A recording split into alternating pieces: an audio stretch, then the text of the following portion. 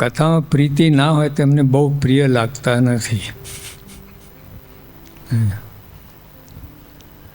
ઠીક છે, બહુ પ્રિય ના લાગે.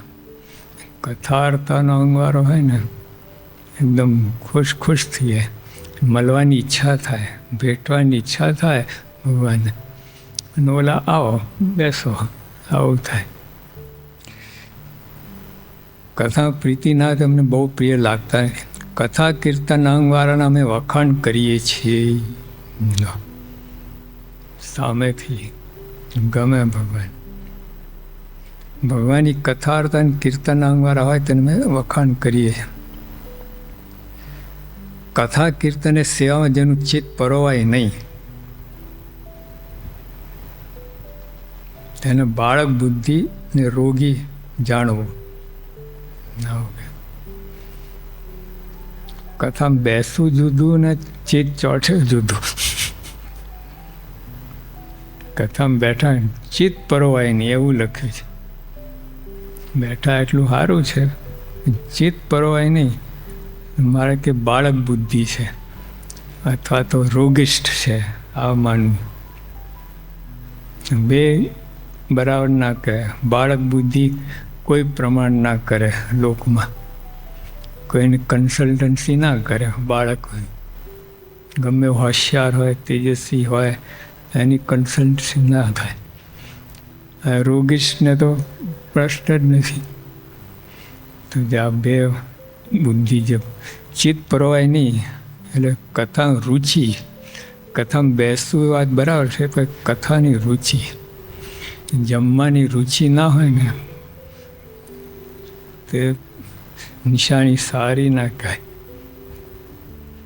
જમવાની રુચિ હોય છે જ.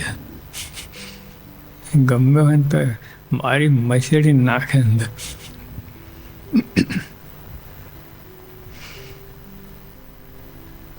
જેનો રોગ બાળ બુદ્ધિ જાય તેને કથા કીર્તન રુચિ થાય છે.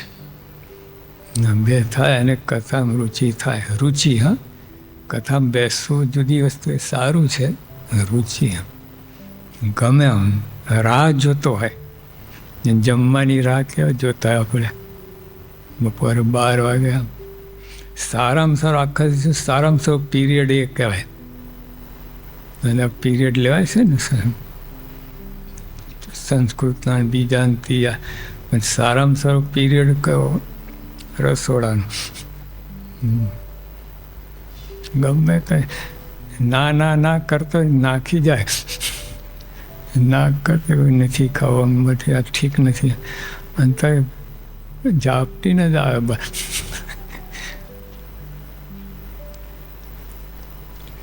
આ બીજી એક મોટી વાત ના, તે વિના સત્સંગનું મૂળ જામતું નથી. કથા કીર્તન વિના સત્સંગ મૂળ જામતું નથી.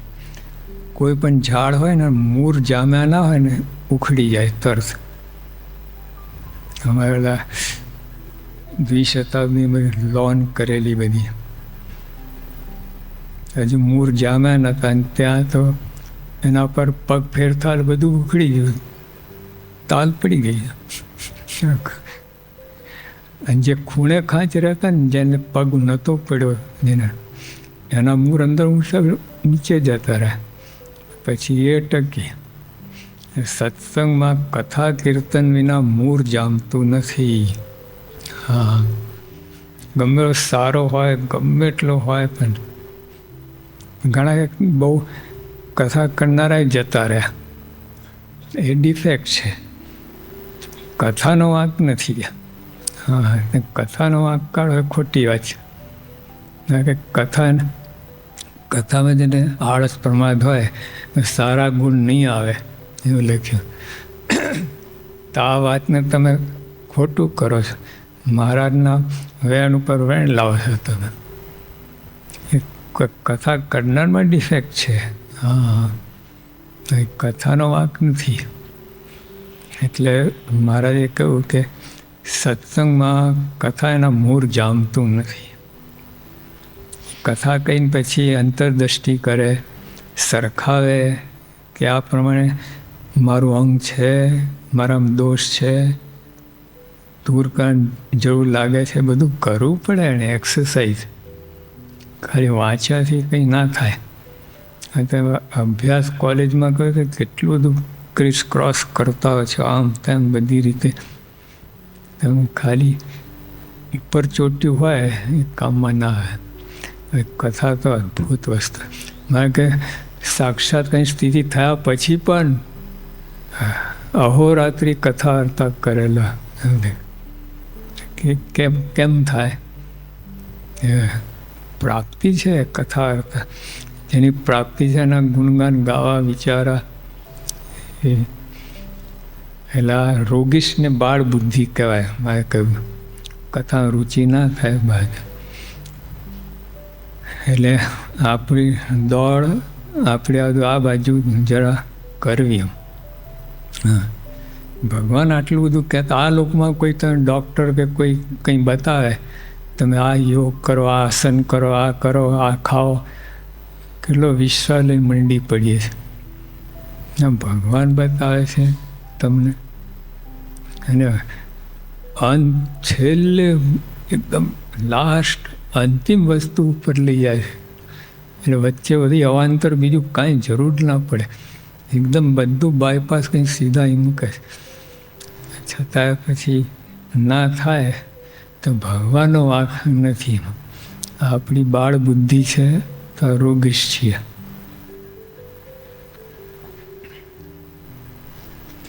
સત્સંગથી જે મતિ થાય તે અષ્ટાંગ યોગથી પણ ના થાય. આ બહુ વિચારા જેવી વાત છે. આ સામાન્ય વાત. બોલનાર કોણ છે? આપણે નથી બોલતા. જેને પામવાનું, જેનું સુખ ભોગવવાનું છે, જેનું સુખ માળવાનું છે, જેના ભાવને પામવાનું છે, અખંડ જેની સાથે સંબંધ રાખવાનો છે, એ બોલે છે. એ જ બતાવે છે આપણને. સત્સંગથી જે મતિ થાય તો અષ્ટાંગ યોગથી પણ ના થાય. પણ આ સત્સંગ એટલો સાદો લાગે છે ને આપણને, કે બીજે લોકો સત્સંગ કરતા હોય છે. એના બધી એક ગોરખોર એક લાગે. અહીં સંબંધ કોનો છે? કથા વાર્તા ગમે થાય, સંબંધ કોનો છે? આ તો એકદમ રોકડી કહે ને મહારાજ કે આ સબીજ જ્ઞાન છે. આ નિર્બીજ નથી. આ હવામાં ધડાકા નથી. આ નક્કર પ્રાપ્તિ એની વાત છે. આ તો કોઈ કે બાળકને તમે બોલાવો, બોલ કરોડ, બોલ કરોડ રૂપિયા, બોલી જાય. એ વાત નથી. આ કરોડ આપવાની વાત છે. રોકડી કરોડ રૂપિયા એવી વાત છે. જેને જોઈએ તે મોક્ષ માગવા આવો રે આજે ધર્મવંશને દ્વાર.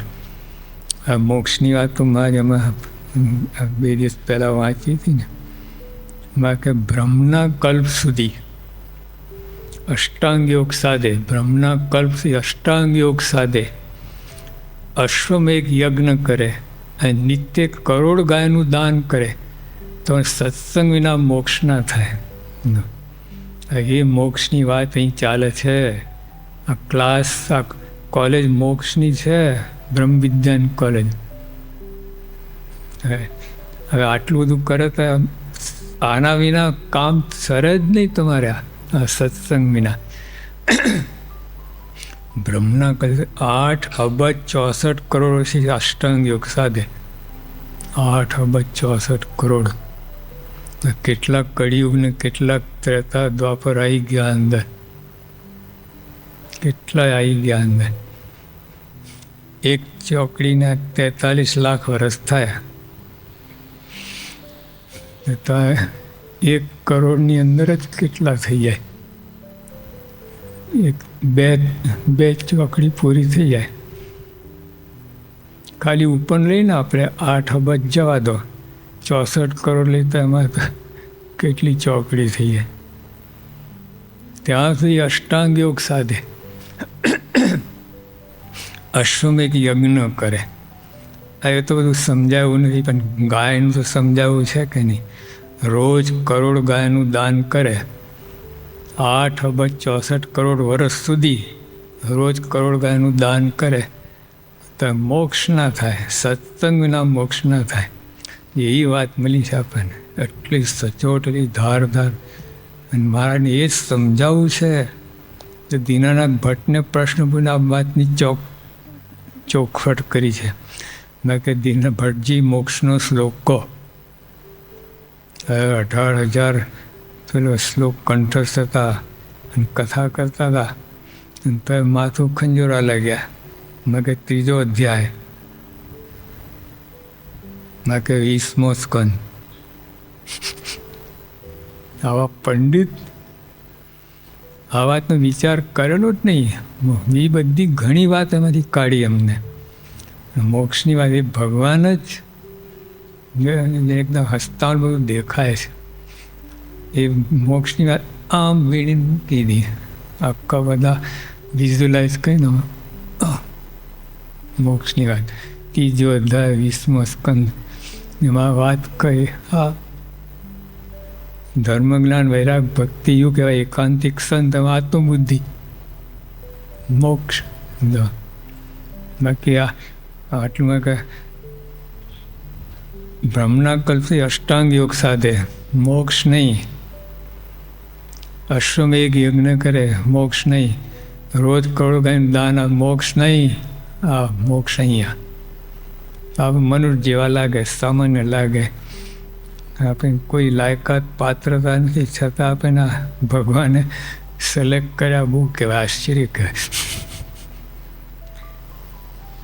નથી એવું નથી. આપણને બધું ઘણું સાધન કર્યું. સ્વામી કહે કરોડ યજ્ઞ કહીને, કરોડ દાન કહીને, કરોડ તપ કહીને, કરોડ વ્રત કહીને જે ભગવાન પામવા તે મળ્યા છે. એટલે આ બધું કરીને તો આવ્યા જ છીએ આપણે. અશ્વમેઘ યજ્ઞ કરોડો યજ્ઞ કર્યા છે. તો હજી આ વાત સમજાતી નથી. મોક્ષની પકડાતી જ નથી.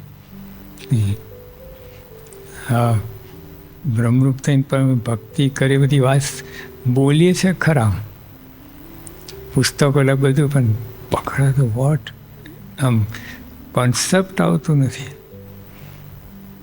પણ થશે અહીંયા જ. અહીંયા જ થવાનું છે, જે કોઈ જગ્યા નહીં થાય. એટલે હવે એને લીધે આપણને સત્પુરનો મહિમા સમજાય છે કે આ સંત મળ્યા છે, કેવી વાત થઈ ગઈ, કેટલી મોટી વાત. આથી કોઈ મોટી વાત નથી. અંતિમ કક્ષાની છેલ્લામાં છેલ્લી પ્રાપ્તિ એ વાત હાથમાં આવી ગઈ છે આપણને. સમજાય ના સમજાય, કારણ કે 2 કે 5 જણ અક્ષરધામમાં મૂકી દઈશ. તમે વર્ગ્યા રહેજો, બસ આટલું.